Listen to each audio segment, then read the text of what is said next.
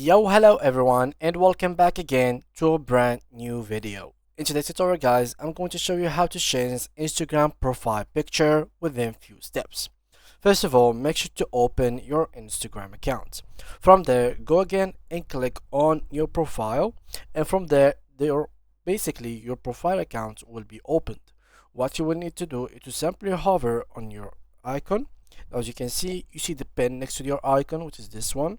As you can see right here, simply click on it, and then you will have to either have four different options, which are: choose from library, so you can extract a picture from your library, import from Facebook, take a photo, or delete the photo that you have right now.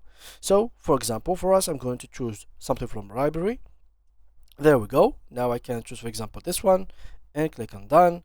And just like so, we have now a new picture on our Instagram account. It's very simple and very easy. That's how we've done it, and thank you guys a lot for watching.